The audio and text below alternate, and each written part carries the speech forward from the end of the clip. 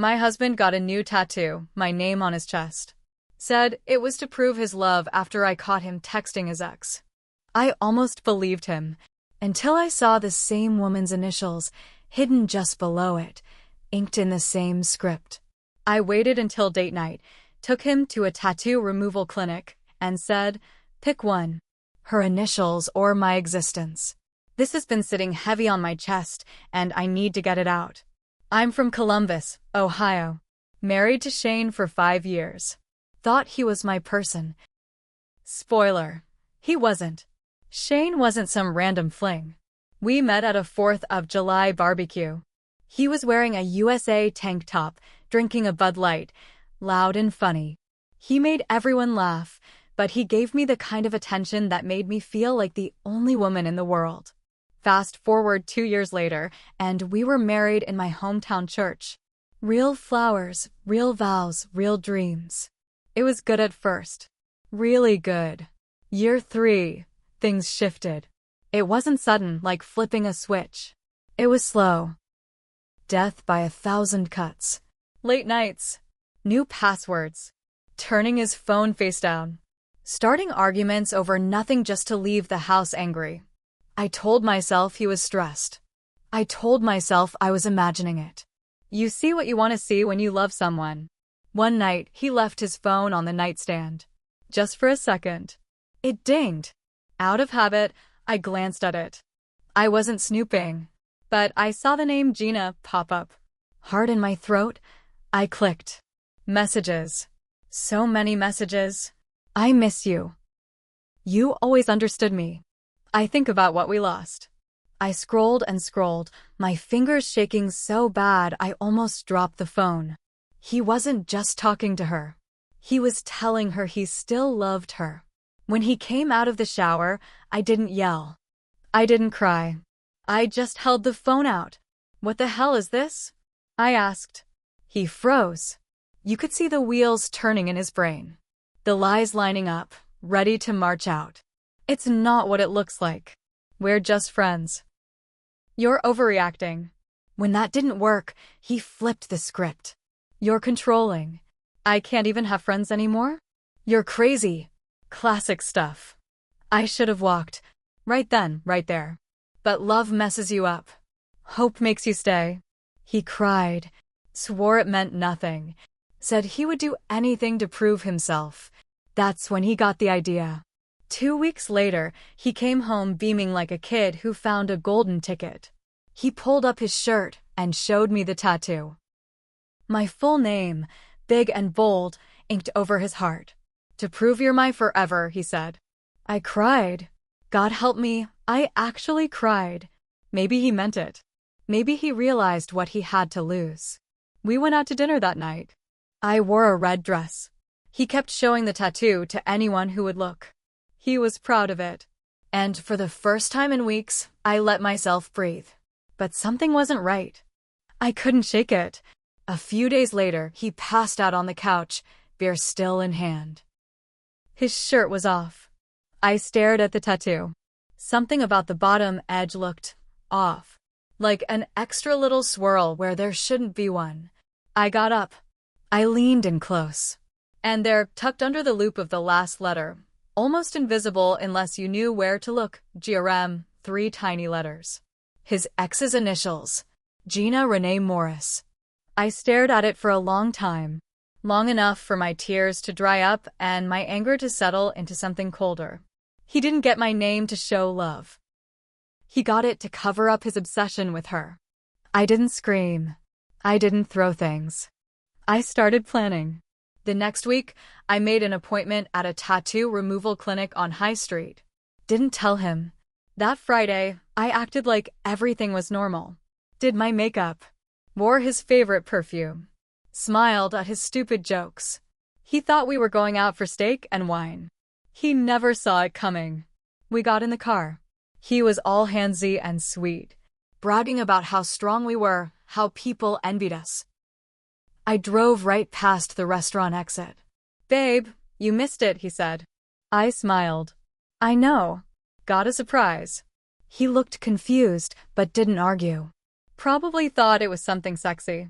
When we pulled up in front of the clinic, he laughed nervously. "What is this?" I turned and looked him dead in the eyes. Voice steady.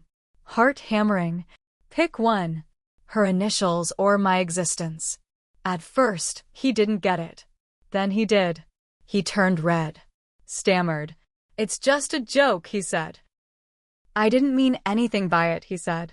"It doesn't even matter," he said. It mattered to me. The woman at the front desk barely hid her smirk when we walked in. She knew the drill. Shane sat through the consultation like a man on death row. Laser removal would cost thousands. Hurt like hell. Take months. Good. When he came out of the back, he looked like someone had kicked his dog. I said, "Clear as day. You start the process by Monday. Or we're done." He tried to charm me that weekend. Flowers. Love notes. Even cleaned the house without me asking. Didn't work. Monday came. No appointment. He tried to explain it away. "I can't afford it. It's just a dumb tattoo. I love you, not her." I packed a bag. Left. Moved into a tiny rental on the edge of town. It wasn't much, but it was mine. My peace. When I left Shane, I thought that would be the worst of it. It wasn't. A week after I moved out, I started getting messages. Blocked numbers. Fake accounts. All saying the same thing. "You made a mistake."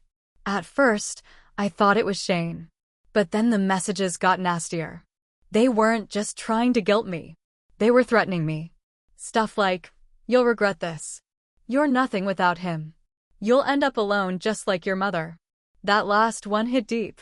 Nobody but Shane knew how much I hated being compared to my mom's lonely life after my dad cheated and left. I went to the police. Filed a report. Changed my number. But whoever it was didn't stop. They slashed my tires one night while I was at work. They poured something sticky, maybe syrup, over my car windows. I knew it was connected to Shane. I just couldn't prove it yet.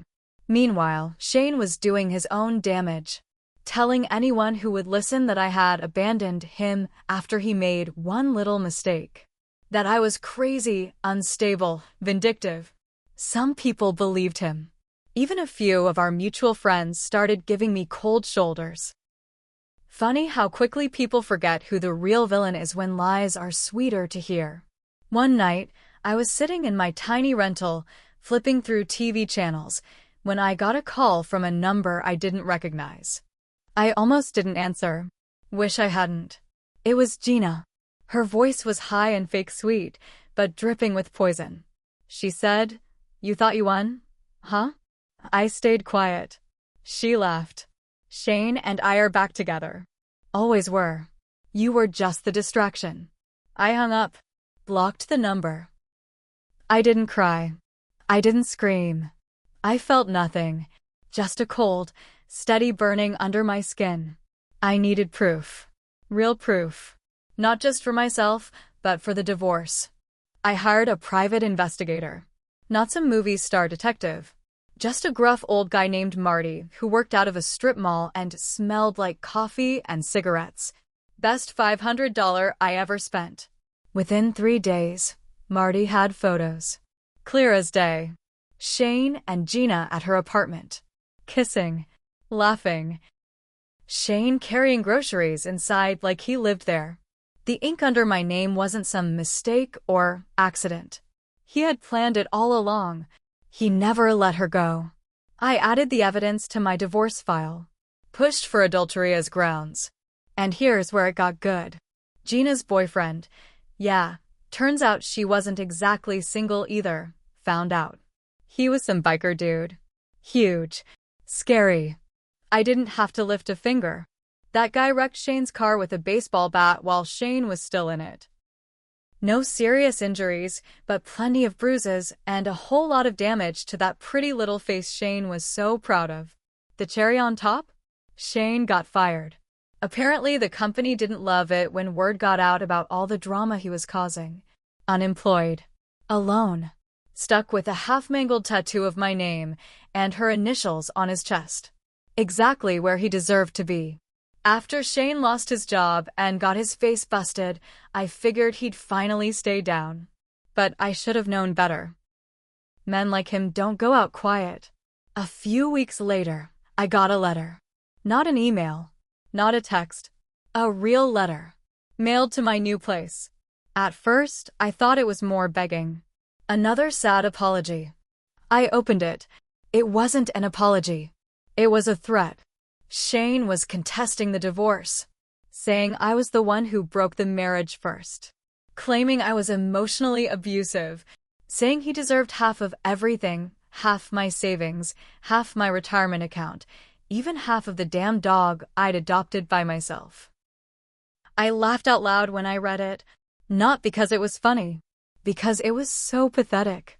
But it got worse. He wasn't just filing papers. He started showing up places. At the grocery store. At my gym. At the coffee shop near my rental. Always accidentally. Always with a smug little grin. It wasn't illegal. Yet. But it was enough to mess with my head. I kept records. Dates. Times. Places. Even snapped a few photos when I could. Meanwhile, Gina disappeared. Marty, my PI, said she moved back in with her parents 2 towns over. Guess being with a jobless, beat-up loser wasn't as fun as she thought. Shane had no one left to blame but me. One night, I came home and found my front door slightly open. Not kicked in. Just ajar. I froze. Phone in hand, I backed away and called the cops. They found no one inside. Nothing missing. But there was a note on my kitchen table. Just 4 words, scrawled in messy handwriting. You can't escape me. They couldn't prove it was Shane. No prints. No cameras. But I knew. Oh, I knew. I decided right then I wasn't going to sit around waiting for him to destroy me. I was going to end it. On my terms. I called Marty. Told him I needed everything, every dirty little secret Shane had. Didn't care how far back it went. Marty got to work. What he found made my blood run cold. Turns out, Shane had a little habit of borrowing money from ex-girlfriends before me. Thousands of dollars. False promises. Fake investments. Fake emergencies. He even stole from his last job, small stuff, but enough that when they found out, they quietly let him resign instead of pressing charges. He was a scammer. A liar. A user. And now he was desperate. Desperate people make stupid mistakes. I just had to push a little harder. I took all the dirt Marty found and put together a package. Printed copies. Flash drives. Pictures. Records. Messages. Every ugly thing Shane had done. I mailed copies to his old job's corporate office, his new landlord, who didn't know about the past evictions, his family, and just for fun, I posted an anonymous tip to a local Facebook community page. I didn't sign my name. Didn't have to. The truth spoke loud enough. The fallout was fast. His landlord kicked him out within 30 days after finding out he had lied on his rental application. The corporate office blacklisted him from ever working in their network again. And his family? Well, they had always thought he was misunderstood. After they saw the proof, they stopped answering his calls. But it didn't stop there. One night, maybe 2 weeks later, I got a knock on my door. Not a loud, angry knock. A slow, tired one. It was Shane. He looked awful. Thin. Dirty. A black eye that hadn't healed right. Wearing the same hoodie I'd seen him wear 3 years ago.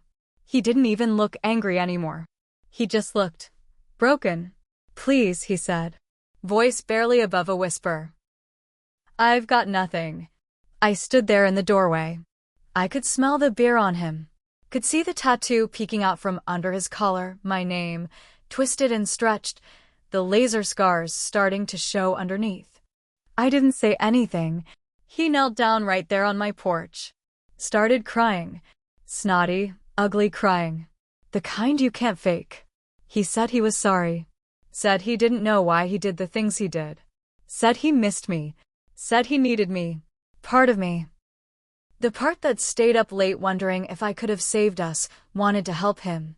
But the smarter part, the angrier part, the part that had been alone on nights when he was working late while texting another woman, that part said no. I bent down, looked him in the eyes. You chose her initials over my existence, I said. Now you can live with that choice. I shut the door, locked it, turned off the porch light. He sat out there for a while. I watched through the peephole, watched him cry, watched him eventually stagger off into the night. I never saw him again. As for me, I thought I'd feel free after it all. And I did. Mostly. But sometimes, late at night, I catch myself staring at the scar where my wedding ring used to be. And I wonder how much of my life I wasted trying to love someone who only loved himself. I'm not proud of all of it. I got ugly too. Revenge doesn't clean the wound. It just makes it bleed slower. But at least now I bleed on my own terms, not his.